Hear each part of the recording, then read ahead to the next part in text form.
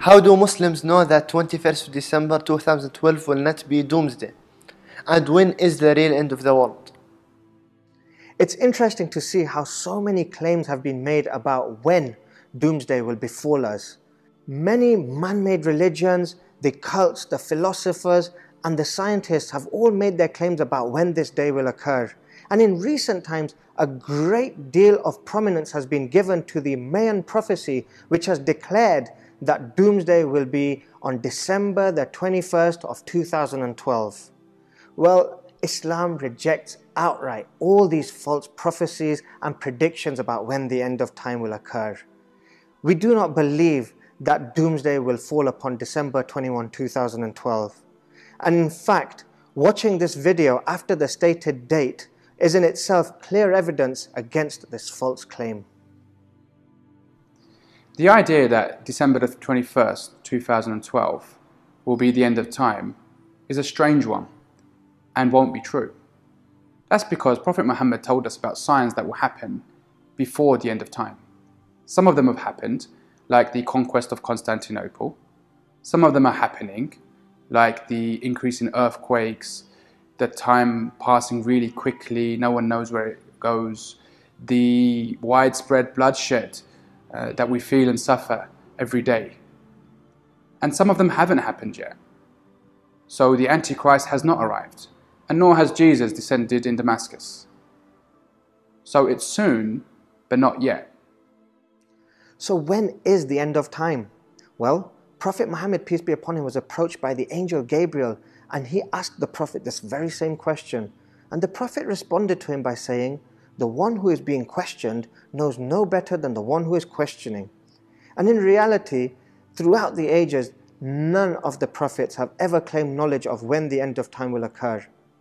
In fact, the truth is only God has this information, and this important fact has been iterated and emphasized many times in his final revelation, the Quran. And in one such example, God says, "Verily, the knowledge of the hour is with God alone." Belief in the day of resurrection and the hereafter is a fundamental part of the Islamic faith. Throughout history, and the many generations of prophets that have passed, there's always been people that have denied the concept of a hereafter. So God says about them, did we fail in the first creation, that they are in doubt about the new creation, the hereafter? And God makes many parallels between the hereafter and life on earth. So in one verse, God says, "And among his signs is that you see the earth barren, and then we bring down water to it and give it life.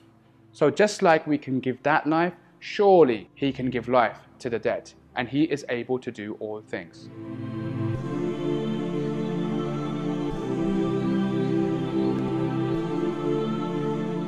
Islam is one of the very few religions which comprehensively covers everything about the hereafter and the day of resurrection. The human resurrection is a major and recurring theme of the Quran. In fact, the Quran mentions the word hereafter no less than 115 times.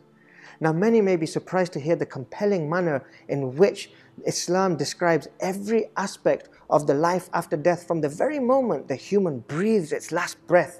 It describes in fascinating detail how the soul is removed from the body, and then what happens to the body inside the grave and all the events that occur there. It then describes in great detail the day of judgment, the day of accountability and recompense, when the deeds and actions of all the humans will be laid before them.